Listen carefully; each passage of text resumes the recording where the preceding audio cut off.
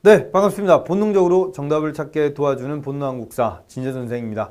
자, 오늘은요, 사회 모의고사 여러분들과 함께 풀이를 좀 해볼 텐데요. 사회 모의고사는 7급 문제로 좀 구성이 좀 되어 있습니다. 그래서 역대 7급 기출 문제 가지고 한번 좀 이렇게 함께 하고 있는데요. 아마 문제를 좀 푸실 때 다소 좀 처음 듣는 이런 표현들 좀 있겠지만, 그래도 여러분들이 이런 문제가 정말 실전에서 나왔을 때 어떻게 여러분들이 잘 엮어가는가, 이게 여러분 관건이라 볼 수가 있겠습니다. 자, 그래서 다소 좀 어려운 내용들도 있고 이렇게 하지만 같이 한번 설명하면서 그래, 이거였는데 내가 좀 놓쳤구나 하는 것들을 한번 좀 잡아보도록 하겠습니다. 7급 수준이지만은 그렇게 어렵지 않은 문제도 좀 있고 이랬죠. 네, 그래서 한번 좀 보겠습니다. 자, 먼저 1번 한번 보겠습니다. 최근 중국은 고구려사를 중국사로 편입하기 위해서 동북공정이라는 프로젝트를 통해서 고구려사를 왜곡하고 있다. 다음 내용 중에 중국의 주장이 아닌 것은?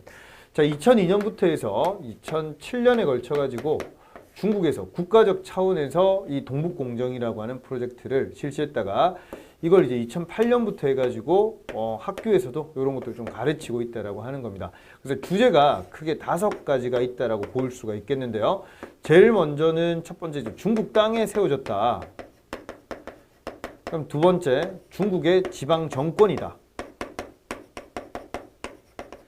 그다음에 세 번째, 중국의 하나의 민족이다. 자, 그럼 네 번째, 수당과 고구려를 이렇게 싸웠던 거는 이거는 국내전이다. 그럼 다섯 번째로, 고려는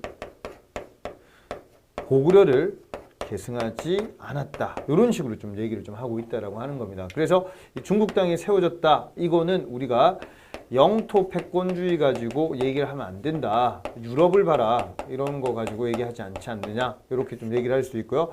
지방 정권이었다라고 하지만 우리는 영락이라고 하는 그런 독자적 언어를 썼고, 그리고 황제 국가를 표방하면서 이런 내용들을 좀 강조했다라고 하는 거를 좀 알고 계시면 좋겠습니다. 하나 더 하면 나름대로 조공과 책봉을 바쳤다. 이거 가지고 막 얘기를 하게 되는데, 조공과 책봉을 바친 그런 지방의 정권이다 얘기하지만, 이 당시 조공 책봉을 바쳤던 거는 고구려뿐만이 아니라 백제도 마찬가지고 신라도 마찬가지고, 그 다음에 일본도 마찬가지고, 그 다음에 또 하나 더 저쪽으로 가서 베트남도 마찬가지다. 그럼 이것도 다 노예나 역사냐, 이런 식으로 얘기를 할 수가 있겠죠. 자, 그게 바로 이 지방 정권에 대한 내용이고, 그 다음에 고구려가 멸망당하고 난 다음에 중국으로 갔다. 이렇게 얘기를 좀 하기 때문에, 아니다.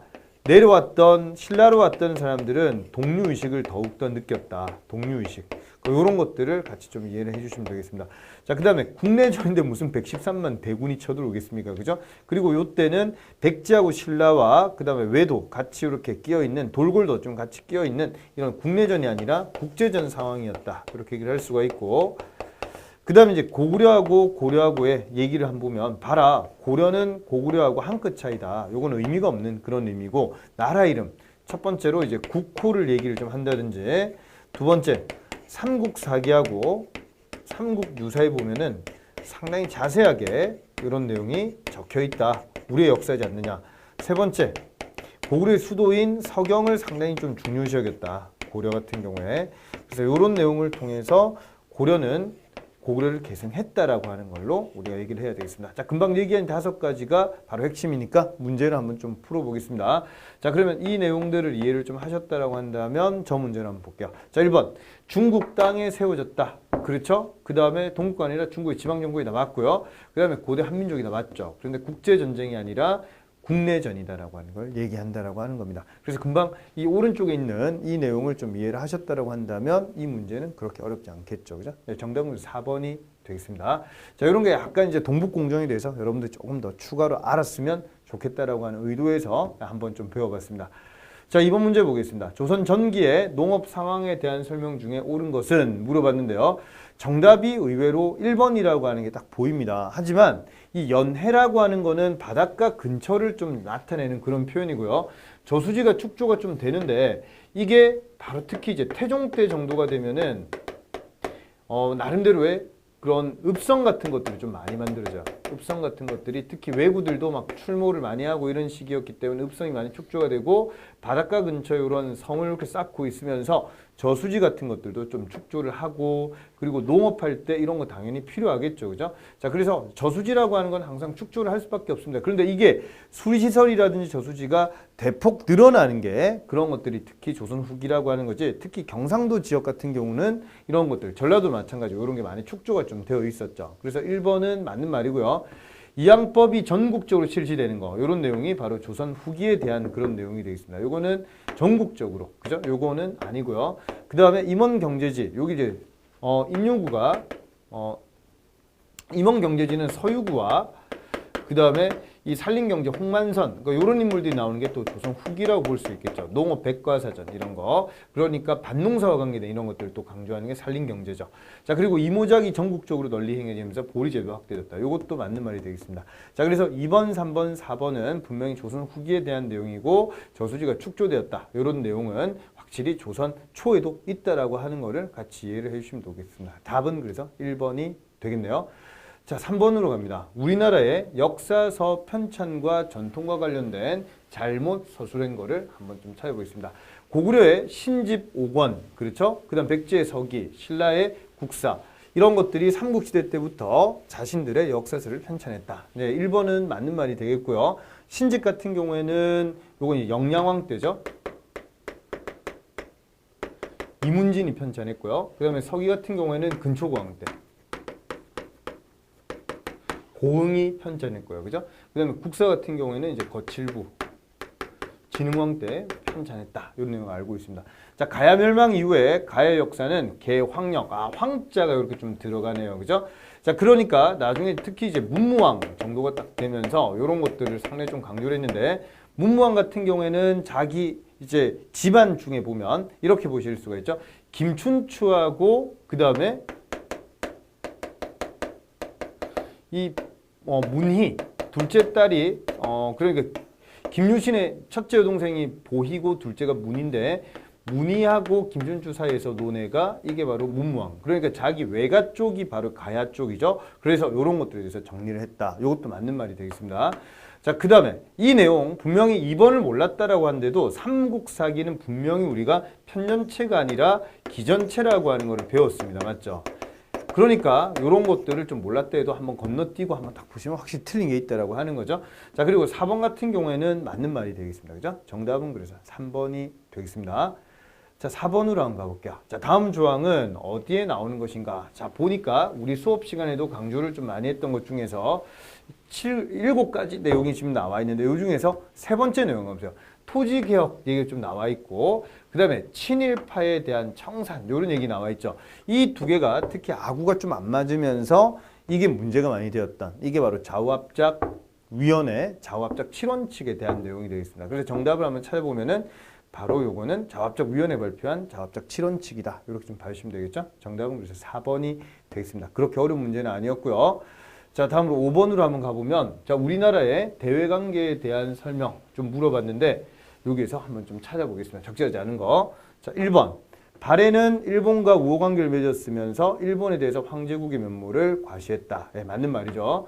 자, 그 다음 2번에 고려는 송거란과 외교관계를 맺었으며 금나라와는 4대 관계를 맺었다. 이자겸 얘기 생각나시죠? 자, 그 다음에 임진왜란 후에는 일본의 천황이 바뀔 때마다 축가사전의 형식으로 통치를 방해한 게 아니라, 천황이 아니라 이제 나름대로 대장이죠. 그러니까 뭐라고 해야 되냐고 하면 이런 쇼군, 이런 나름대로 왜? 그래, 우두머리, 막부의 우두머리가 바뀔 때 이렇게 바로 좀 우리가 보내주고 이런 형태가 좀 있었다 보시면 되겠습니다. 천황은 세력이 상당히 약한 그런 존재라고 보시면 되겠습니다. 쇼군, 이런 사람들이 바뀔 때 이런 것들을 우리가 좀 보내줬다라고 봐주시면 되겠죠. 막부의 우두머리, 막부의 장, 이런 사람들 바뀔 때 보내줬다라고 생각을 하시면 되겠습니다. 자, 그 다음에 4번 내용은 보면 조청상민 수륙무역장정, 여기에서는 내지 통상권, 이런 것들을 청나라가 이모군란 이후에 가지게 되면서 대표적인 양화진이라든지 한성에 가게를 개설하고 이런 게 가능하다라고 하는 게 나오겠습니다. 자, 정답은 그래서 3번이 되겠습니다. 자, 6번으로 한번 가볼게요. 자, 관세가 설정되지 않은 불평등 조약 체결 이후에 1890년대까지 조선과 일본의 무역에 있어서 나타난 가장 두드러진 특징은, 이렇게 좀 물어봤는데, 자, 대표적인 거, 일본 상인들은 팔게 되는 게 영국산 면제품을 팔게 되죠. 그러면서 우리나라에 비싸게 오는 걸 팔게 되고, 그리고 난 다음에 우리의 농산물, 예를 들면은 쌀이라든지 아니면은 곡식들, 잡곡류라든지 아니면 쇠가죽 같은 거, 아니면 인삼 이런 것들 막 들고 가게 되죠. 그러니까 이런 것들을 들고 간다. 그래서 요거는 정답이 뭐 쉽게 좀 볼 수 있는 그런 내용을 볼 수가 있겠습니다. 그죠? 영국산 면제품 이런 내용을 기억을 좀 하시면 정답은 1번이 되겠습니다. 그렇게 어려운 문제는 아니었던 것 같고요. 자, 7번 문제로 갑니다. 신간해가 만들어진 게 바로 27년이었죠. 그러면 27년에 신간해가 만들어지는데 큰 영향을 주게 되는 사건이 있었어요. 그 대표적인 것 중에서 26년에 있었던 그런 60만세 운동도 있었고, 그 다음에 또 영향을 줬던 게 베이징에서 있었던 26년에 자화합작 운동, 이런 게 이제 베이징에서 시작을 좀 하죠. 자, 그리고 또 24년도에 있었던 1차 국공합작이라든지, 자, 그 다음에 또 여기 영향 주게 되는 게 바로 정우회 선언이 있었죠. 정우회 선언. 26년에 있었던 정우회 선언. 그러니까 이런 것들이 뭐 그렇죠. 여기 정우회 선언에 또 영향 주는 게 조선 민흥회 이런 것들이 있었죠. 그렇게 되면서 이런 신간해가 만들어진다라고 하는 겁니다. 자, 그럴 때 이 코민테른이라고 하는 이거에 승인을 받게 되고, 물론 나중에 가서 28년에 또 코민테른에서 이런 걸 또 부정하는 모습도 좀 띄게 되지만, 만들어질 때 사회주의 계열과 이런 민족주의 계열의 결합이라고 하는 아주 큰 업적을 남긴, 그게 바로 27년에 만들어진 신간해라고 보시면 되겠습니다. 우리나라 일제강점기 때 만들어진 단체 중에서 제일 컸던 단체라고 하는 거 생각하시고, 여기는 개인 자격으로, 개인 신분으로 여기에 가입을 좀 해야 된다라고 하는 게 신간의 특징이었다. 그죠? 자, 한 가지 더. 신간의 자매단체가 바로 이제 근우회라고 하는 거 생각하시고, 그리고 이게 나중에 29년에 있었던 광주학생 항일운동에 여기에 영향을 준다라고 하는 게 또 특징이 되겠습니다. 그죠? 자, 그러면 1번 보니까 식민지에서의 민족협동운동을 코민테른 승인했다. 이거 맞는 말이고요. 2번에 민족협동전선운동의 대두. 이것도 맞는 말이죠. 뭔가 이런 분위기들이 막 나오게 되는 거죠. 자, 그리고 혁명적 농민 이런 용어가 나오면 이거는 30년대 내용이라 보시면 되겠죠. 30년대. 요거는 그 뒤에 나오는 그런 형태라고 좀 보시면 되겠고, 1차 국공합작이 요게 24년에 있었고, 그 다음에 2차 국공합작이 중일전쟁이라는 때, 요때 국공합작이라고 하는 게 있었다. 그죠? 자, 그래서 요거에 영향을 받는다라고 하는 거를 봐주시면 되겠네요. 그래서 정답 찾아보면 정답은 3번이 되겠습니다. 자, 8번으로 한번 가보겠습니다. 자, 다음은 여말 선초에 추진되었던 전제개혁에 대한 내용인데, 고려말 조선초다 이 얘기입니다. 자, 옳지 않은 것을 한번 물어봤습니다.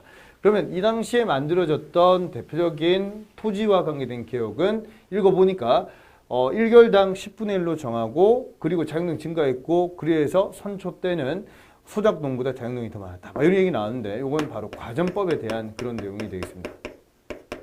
자, 그럼 과전법에 대한 설명으로 옳지 않은 거 보니까 1번 좀 좋아졌죠. 2번에 신진관료, 요게 바로 신진사대부죠. 신진사대부들 현직 전직에게 경기지역에 한정돼 가지고 이런 토지를 분급했다. 이것도 맞는 말이고요.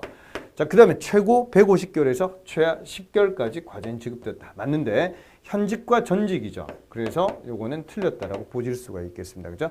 그러니까 현직 관리에게만 지급하는 이 내용은 바로 직전법 체제. 직전법은 바로 세조 때 나오는 그런 내용이라고 볼 수가 있겠습니다. 그죠? 자, 정답은 그래서 4번이 되겠습니다. 자, 9번으로 한번 가보겠습니다. 자, 9번 문제. 한국 민주화 운동에 대한 설명 중에서 적절하지 않은 것을 물어봤는데요. 자, 1번. 1980년에 광주 민주화운동, 5.18 광주 민주화운동 과정에서 언론 보도에 불만을 품은 시위대가 방송국을 불태웠다. 이것도 맞는 말이고요. 하나 알아두면 좋겠습니다. 자, 87년 민주화운동 과정. 그러면 요 같은 경우에는 이건 5.18이고, 자, 요거는 6월 민주항쟁이죠. 6월 민주항쟁에서는 대통령 간선제가 7차 개정, 72년에 바뀌었던 걸 그걸 다시 직선제로 돌리자라고 하는 게 이게 제일 컸습니다. 그죠? 이렇게 6월 민주항쟁이 일어나니까 정부에서 손을 들고 6.29 선언이라고 하는 걸 하게 되는데 여기서 한 가지 꼭 기억해야 될 거 6월 민주항쟁 일어날 때 불지른 게 4.13 호헌 조치라고 해서 88 올림픽 끝나고 난 다음에 헌법 논의하자 이렇게 얘기해서 이것 때문에 6.2 선언 이후에 바로 9차 개헌이 나오게 된다라고 하는 거죠. 자, 그래서 이 9차 개헌 이게 바로 이 직선제에 대한 내용이다라고 하는 거를 기억을 좀 하시면 좋겠습니다. 2번도 맞는 말이고요. 자, 3번에 1970년대 후반에 등장한 신군부 세력. 이 신군부 세력이 대표인 인물이 바로 전두환하고 노태우라고 하는 거죠. 자, 항해교에서 민족적 민주주의 화영시를 개최하고 자, 요게 전국 민주청년 학생 촌연맹 요게 나름대로 이 민청 학년 사건이라고 하는 게 있는데요. 73년에 요때 김대중 대통령이 납치당해요. 그래서 이걸 통해 가지고 상당히 많이 큰 이런 운동들이 민청학년 운동이라는데 이게 이제 74년 요때 가가지고 긴급조치 4호를 요걸 좀 내세우면서 이 당시에 많은 이런 민청학년들을 좀 잡았습니다. 그래서 요 사건은 바로 74년 요때 있었던 그런 긴급조치와 관계되는 그런 걸로 이렇게 민청학년 사건을 좀 만들었다라고 하는 건데 이거는 바로 70년대 후반이 아니라고 하는 거죠. 그래서 3번 같은 문제는 상당히 좀 까다로울 수 있는 그런 내용이고요. 자, 그 다음에 4번에 4.19 이거는 이승만 정권의 부정선거에 기인한다. 그렇죠. 3.15 부정선거 때문이다. 그죠? 자, 만약에 이런 문제가 나왔다라고 한다면 여러분들이 분명히 1번, 2번, 4번은 아는데 요건 3번은 틀렸을 것이다. 이렇게 해서 조금 찾아주시면 좋겠고 다음부터는 이런 내용이 나오면 민청학년 이런 사건은 74년 요때 나름대로 이게 바로 박정희가 일으킨 내용이구나 라고 하는 거를 좀 기억을 하시면 좋겠습니다. 자, 답은 그래서 3번이 되겠습니다. 자, 10번으로 한번 좀 가볼게요. 자, 무신 집권기의 정치 기구에 대한 설명인데 밑줄 친 곳에 들어갈 내용으로 옳은 것을 한번 보겠습니다. 자, 최충원은 최고 집정부의 구실을 하는 그렇죠. 여기 기구 이름을 교정도감이라고 볼 수 있죠. 여기의 장을 교정별감이라고 했다. 그죠? 자, 그리고 두 번째 사병기관인 리은을 설치해서 신변을 경호했다. 요건 도방이라고 하는 거를 원래 경대승 때 만들었던 건데 요걸 최충원이 다시 쓰게 되고 이게 최후 때 도방이 더욱더 확대가 됐죠. 자, 최후는 자기 집에 설치했던 모든 관직에 대한 인사권을 장했다. 요거는 정방에 대한 내용인 것 같네요. 그죠? 자, 그리고 쭉 한번 보니까 문신들 등용하기 위해서 또 실시했던 거 바로 서방이라고 볼 수가 있겠네요. 그죠? 자, 그러면 교정도감, 도방, 그 다음에 정방, 그 다음에 서방이니까 정답은 2번이 좋겠습니다. 그죠? 자, 무신집권기 내용 좀 정리되신 분들은 뭐 이런 문제는 그렇게 어렵지 않았다. 그죠? 자, 11번으로 한번 가보겠습니다. 자, 개화파의 사회 개혁론에 대한 적절한 평가가 아닌 거 한번 보겠습니다. 자, 1번 양반 중심의 신분제도를 좀 폐지하고 근대 시민사회를 좀 수립한다. 나름대로의 신분제 폐지 뭐 이런 내용들 인민평등권 이런 것들을 특히 좀 강조를 좀 하는 게 바로 급진 개화파 얘기였죠. 근대적인 산업 발전시키면서 자본주의 경제 조직을 만들려고 했다. 이것도 맞고요. 세 번째, 입헌 군주제라고 하는 이거를 좀 강조했던 거. 이게 바로 특히 급진 개화파였죠. 일본의 메이지 유신을 많이 모방을 좀 한다라고 하는 그런 내용이 되겠습니다. 자, 그 다음에 외래 사상의 소용 없이 유교 사회 가부장 격치를 지키겠다. 요거는 바로 위정척서에 대한 그런 내용이라고 하는 걸 알 수가 있겠죠. 자, 그래서 정답은 4번이 되겠습니다. 자, 그렇게 뭐 어려운 문제는 아니었던 것 같고요. 그죠? 자, 다음으로 12번으로 한번 좀 가보겠습니다. 자, 다음 일제강점기에 쓰여진 그래서 의거 통쾌한 일 또는 이 사건으로 표현된 사건은 자, 정강일기라고 하는 곳에 보니까 만보산 사건이 31년에 있었죠. 만주사변 일어나기 전에 31년에 만보산 사건이 있었고요. 자, 이걸 통해 가지고 보니까 상당히 이 의거 통쾌한 일, 이 사건 이렇게 얘기가 좀 나왔는데 만보산 사건 이후에 중국하고 나름대로 한국하고 사이가 좀 안 좋았습니다. 그죠? 자, 이렇게 되다가 32년에 4월 29일 날 요때 이제 윤봉길 의거가 나오죠. 윤봉길 의거가 나오고 난 다음에 훈쿠공원에서 윤봉길 의거가 일어나고 난 다음에 요때 장제스가 중국의 100만 대군도 못한 것을 한국의 젊은이가 해냈다. 이렇게 해서 이때부터 우리나라에 대한 이미지가 상당히 크게 바뀐다라고 하는 그런 내용이 되겠습니다. 자, 그래서 이 내용, 윤봉길 의거와 관계된 답을 찾아야 되겠죠. 홍구공원, 흥구공원, 뭐 그러면 훈구공원, 홍쿠공원, 뭐 아무 상관없습니다. 윤봉길 의사 의거, 요게 바로 32년에 있었던 그런 내용이라 보시면 되겠고, 이거에 대한 내용이 되겠죠. 자, 그러면서 이때부터는 임시정부가 이동하기 시작해서 나중에 40년, 이때 이제 충칭에 임시정부가 정착을 한다라고 하는 것까지 같이 알아두시면 좋겠습니다. 그죠? 40년에 충칭에서 정착을 한다. 이때 이제 김구의 리더십이 인정이 돼서 나중에 주석제, 이런 이름으로 가게 된다라고 하는 것도 알아두시면 좋겠죠. 자, 나석주라든지, 그 다음에 김상욱, 이런 인물들은 의열단 멤버죠. 의열단 멤버고, 그 다음에 이봉창 의거 이후에 30년 1월 달에 있었던 사건 실패했고, 그리고 나중에 4월 달에 이게 성공한다라고 보시면 되겠습니다. 정답은 그래서 3번에 대한 내용이 되겠네요. 자, 13번으로 한번 가보겠습니다. 자, 이 문제 약간 좀 긴장 안 하시면은 이 문제는 좀 틀릴 수 있는 그런 내용이고, 그 다음에 향약이라고 하는 거를 조금 더 여러분들 공부하실 때는 이런 내용을 한번 좀 보겠습니다. 16세기 중반이라고 하는 표현이 좀 나왔습니다. 그 이후에, 그러니까 이 사건이 중반 이후에 이런 표현이 좀 나왔으니까 요거는 선조에 대한 이후 이런 내용입니다. 그러니까 선조 이후에 그런 향약에 대한 설명을 옳지 않은 거 물어봤는데, 자, 1번에 신분보다 연치, 나이를 우선시하는 전통 풍습. 요거와 관계되는 내용은요, 이게 이제 조광조가 여시향약 요거를 좀 가지고 와가지고 나를 좀 퍼뜨리려고 했는데, 이 조광조 스타일이 바로 이런 신분보다 연치를 좀 더 우선시하는 요런 것들을 강조를 좀 하려고 많이 했었습니다. 그랬는데 조광조가 나중에 김효사화 때 제거당하죠.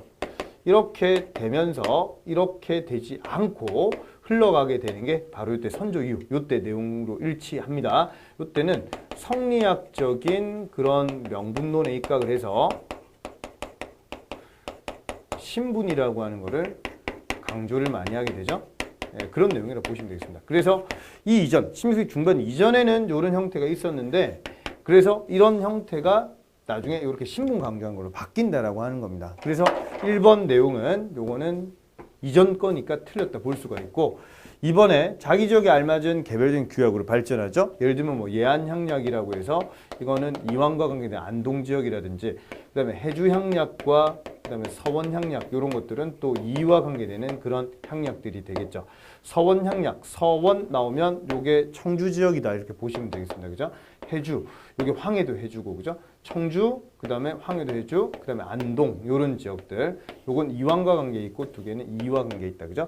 자, 그리고 주의가 수정을 가한 주자증손 여시향약의 4대 덕목의 취지를 살린 것이다. 요것도 이제 맞는 말이고요. 그 다음에 농민의 동료를 억제하기 위해서 사회 통제 장치로서 성격을 띠고 있다. 그렇죠? 이런 것들을 통해 가지고 나름대로 부가 이제 지방이 좀 창출된다라고 하는 게 특징이 되겠습니다. 향약과 서원 이런 것도 상당히 또 중요한 그런 내용이라고 볼 수가 있겠네요. 자, 정답은 1번이다. 이렇게 보시면 되겠습니다. 자, 다음으로 14번으로 한번 좀 가보겠습니다. 자, 먼저 14번에 조선 후기에 불교계의 동량으로 타당하지 않는 걸 물어봤습니다. 왕실의 후원을 받기도 했다. 그렇죠. 왕실의 후원을 받으면서 특히 이 4번의 왕실의 지원에 의해서 대규모 사찰이 지어졌다라고 하는 겁니다. 그래서 가장 대표적인 것 중에서 이 강화도의 뭐 전등사 같은 이런 절, 이런 절은 또 사고 바로 옆이기 때문에 이런 것들도 있고요. 그다음에 화엄사 같은 경우에도 마찬가지입니다. 굴에 있는 화엄사, 뭐 각황전 이런 것들을 막 지어질 때 국가적인 차원에서 지원을 좀 받기도 하는 그런 내용이고요.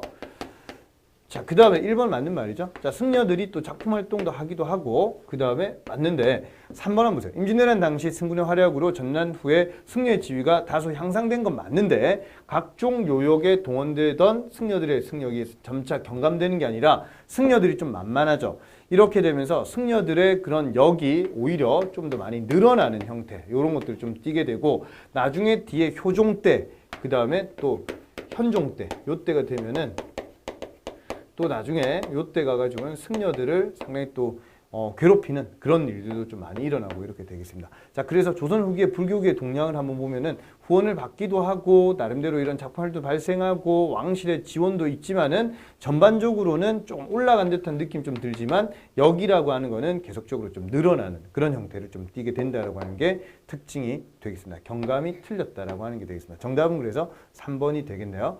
자, 15번으로 한번 가보겠습니다. 자, 다음은 어느 시기에 그런 농민의 생활 모습인데 이러한 상황을 극복하기 위해서 농민의 대응책으로 볼 수 없는 것을 물어봤습니다. 자, 소민의 생업을 보면 오막살이 집에 진흙으로 벽을 발라 위로는 비가 새고 옆으로는 바람이 들어와서 사람이 살기 쭉 가다가 이에 만일 흉년을 당해서 농사를 망치면 구렁텅이로 빠지지 않을 수 없습니다. 원래 이 글은요, 요게 이제 일성록에 나오는 그런 글인데 요게 있었으면 조선 후기라고 하는 걸 여러분들이 좀 잡으셨겠죠. 그런데 요걸 몰라도 분명히 요걸 딱 읽어보니까 아, 조선 후기에 대한 내용이라고 하는 느낌이 분명히 옵니다. 그죠? 자, 그러면 문제가 지금 뭐냐면 농민의 대응책이 아닌 것을 찾는 겁니다. 그죠? 그러면 향약과 사창의 기능을 강화하는 것은 바로 지방 양반들의 내용이겠죠. 그럼 이번에 이양법이라든지 견종법, 이렇게 논농사라든지 이런 밭농사에 있어가지고 이런 농법 개량에 힘썼다. 맞는 말이고요. 그 다음에 농작물 팔기 위해서, 그죠? 장시 같은 데 팔기 위해서 도시와 광산의 임노동자, 이것도 맞는 말이죠. 그래서 정답은 1번이 되겠습니다. 뭐 그렇게 어려운 문제는 아니었는데 이게 만약 일성록이 나오면 다음부터 이제 조선 후기라고 하는 거를 좀 잡아주시고 봐주시면 되겠습니다. 자, 16번으로 한번 가볼게요.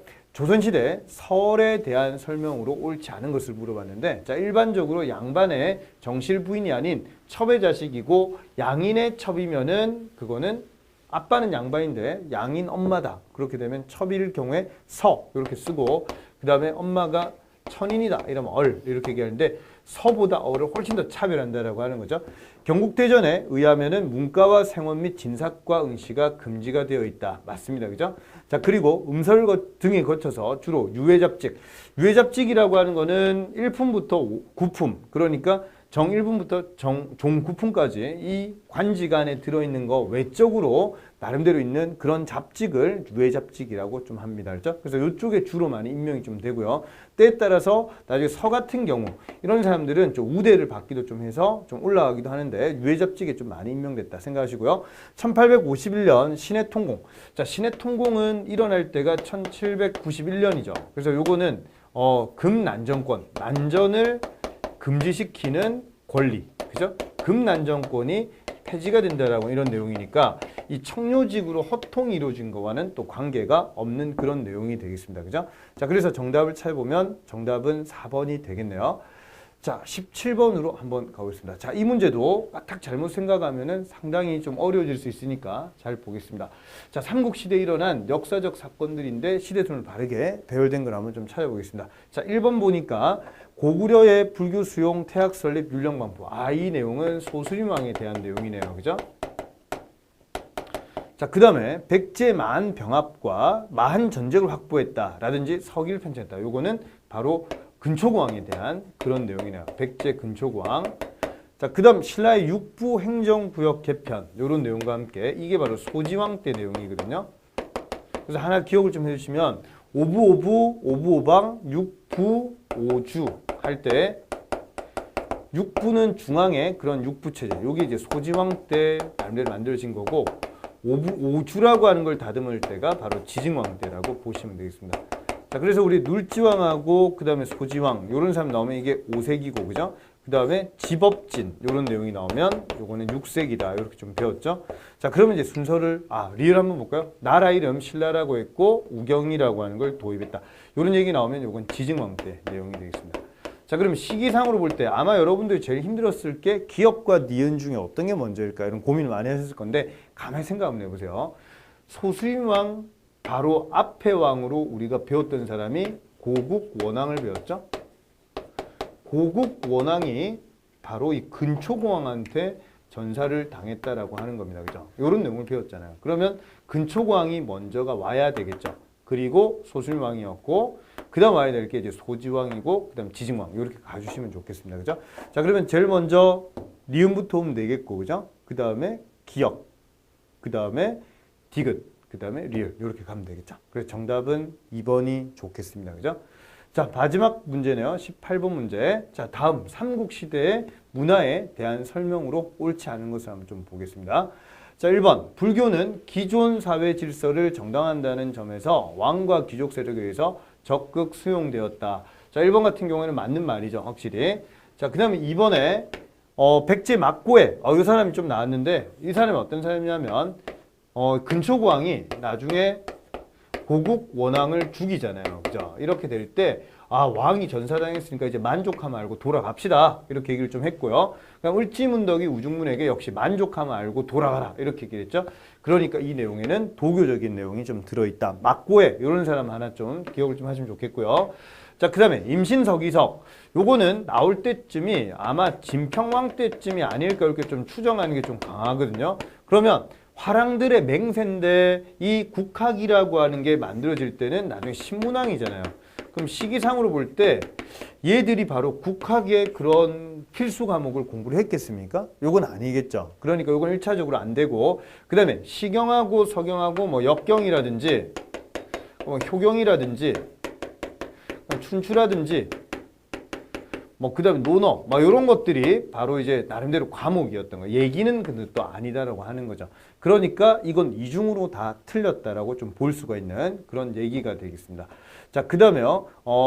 4번에 보면 삼국은 모두 조상들이 천체의 그런 후손님을 강조했는데 광개토 대왕의 그런 비문도 마찬가지고 이 모두루 묘지 모두루라고 하는 사람은 역시 마찬가지로 광개토 대왕 때 관리인데요. 이 집안 자체가 옛날에 주몽이 올 때 이 집안 사람들이 역시 부여에서 같이 왔다라고 하는 겁니다. 주몽이 건너올 때 부여에서 올 때 부여에서 이렇게 넘어가지고 이렇게 고구려로 올 때 같이 이렇게 좀 왔고 이 모두루라고 하는 이 집안 사람들에 대한 그런 내력을 좀 적어 놓기도 했으면서 그 다음에 이 주몽에 대한 그런 내용들에 대해서도 극찬하는 그런 내용도 좀 적혀 있는 그런 내용이고 하늘에 대한 그런 후손임을 강조하는 내용으로 모두루 묘지 이런 것들도 있다라고 하는 거를 기억을 좀 하시면 좋겠습니다.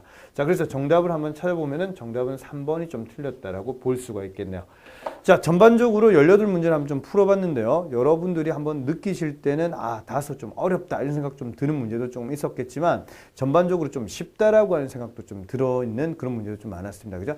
자, 이런 식으로 아마 이제 계리직 수준 문제를 우리가 조금 이제 한 5회, 6회 정도는 여러분들이 약간 좀 평이한 걸 한번 좀 풀었으면은 이제 나중에 7회와 8회, 9회, 10회 정도의 문제들은 다소 또 난이도가 있는 걸로 한 단계씩 이렇게 좀 올라가 가지고 한번 준비를 한번 해보겠습니다. 여러분들 계속 열심히 기본에 대한 내용 좀 잘 좀 잡아주시면서 그렇게 해서 한번 뒤에 10강까지 한번 좀 마무리 잘해서 평균 점수를 한번 잡아보시면은 그게 여러분들 시험 때 1차적으로 내가 한 요 정도 좀 될 것이다 라고 하는 감을 좀 잡으셨으면 좋겠고요. 거기서 좀 더 매진하셔가지고 분명히 국사, 한국사에서 100점을 받을 수 있도록 저도 최선을 다하겠습니다.